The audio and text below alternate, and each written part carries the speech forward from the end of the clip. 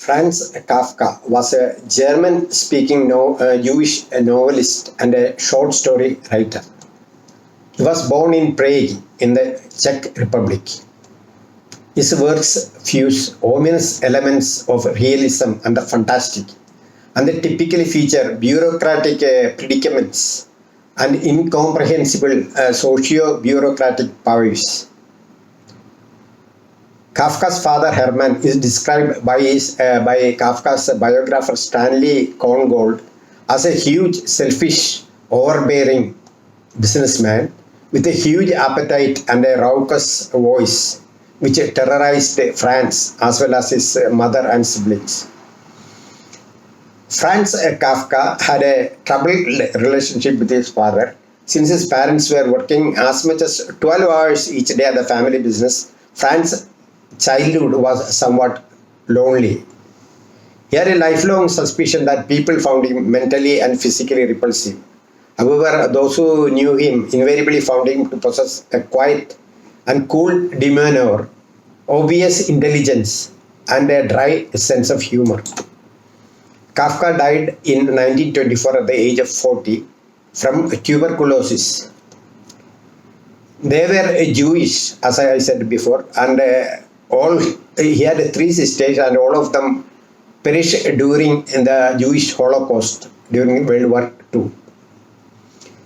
It is Kafka's helplessness in the face of a huge, menacing, and overbearing father, the angst of a lonely childhood, and the resulting guilt complex, which are reflected in most of Kafka's works. One of his most famous works is titled The Trial, which was written between 1914 and 1915. It was published posthumously in 1925. It tells the story of Joseph, who is a chief cashier at a bank. On the morning of his 30th birthday, Joseph is unexpectedly arrested by two unidentified agents on the orders of a remote and inaccessible authority. With the nature of Joseph's crime being revealed neither to Joseph nor to the reader to the end of the novel, because nobody knows what is a crime that Joseph has committed even after you read through the novel. Joseph is not imprisoned. Instead, he is left free and told to await instructions from the Committee of Affairs.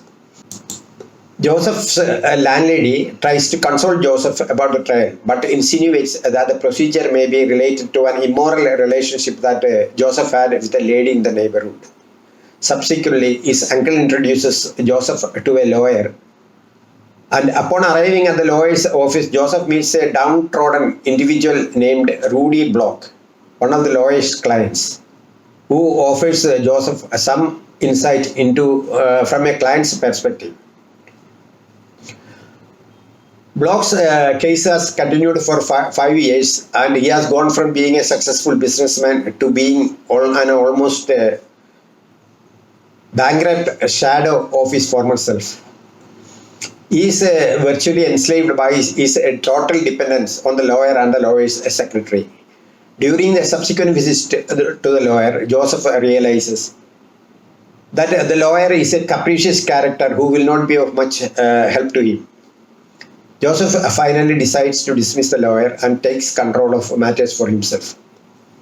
Afterwards, his uncle is angry with Joseph and tells Joseph that his lack of respect for the lawyer and the system has hurt his case almost irrevocably.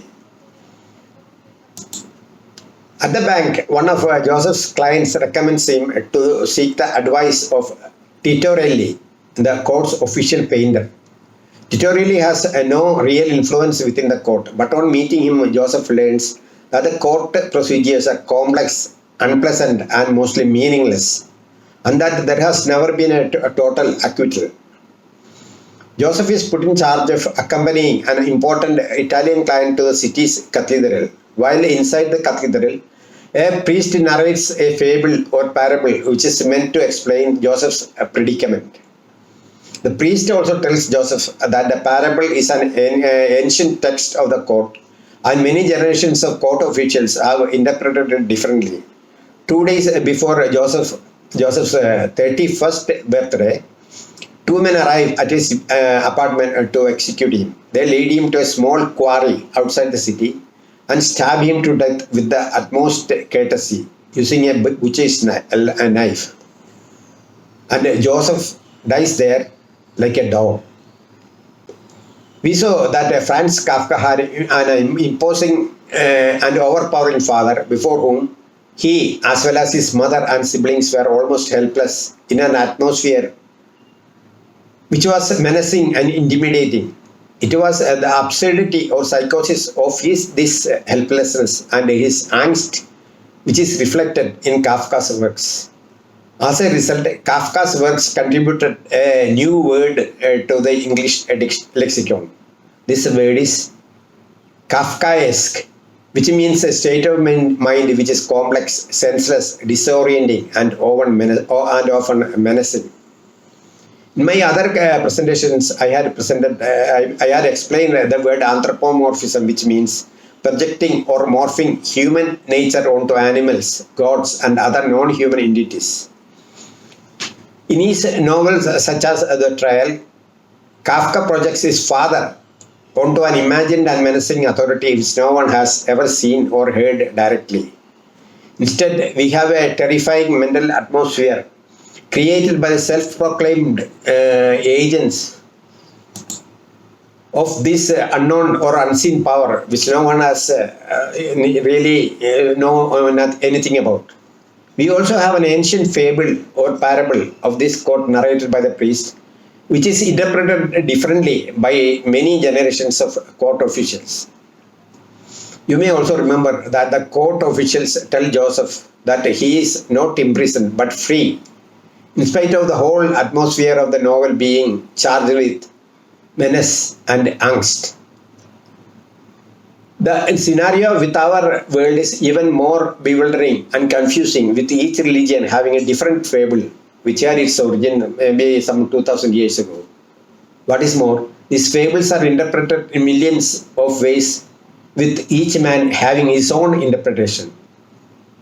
However, all these religions one thing in common, and that is they create a menacing atmosphere which leave you mentally trembling all the time, even as they tell you that you have a free will.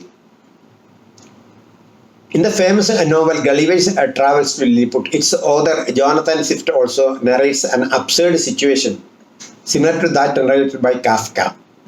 In Gulliver's Travels, both the people of Lilliput and the neighboring Blefuscu follow the teachings of the same prophet Lustroc, as recorded in their scriptures.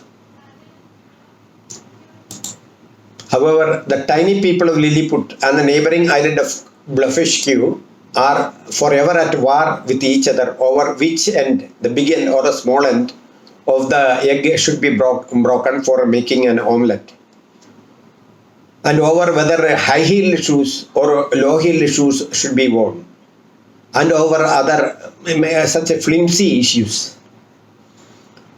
In our world too, some interpret God, the central figure of all these fables, as a single person in Islam, or as a triumvirate sitting in one chair, as in Catholicism, or as 330 million gods in a pantheistic union, as in Hinduism.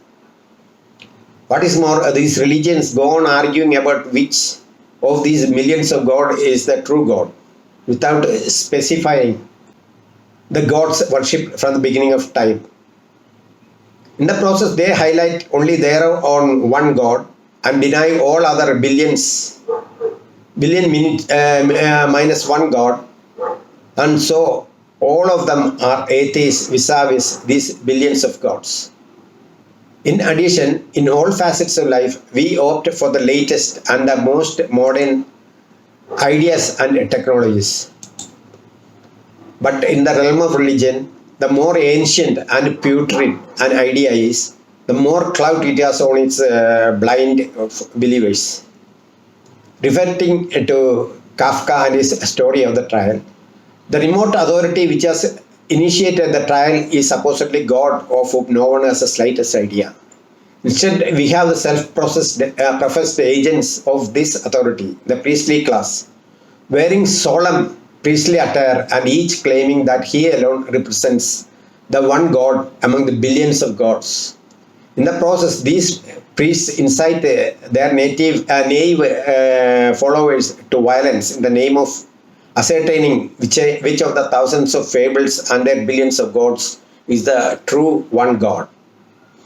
Just as in Kafka's story, these agents accuse you of a crime without specifying what the crime is.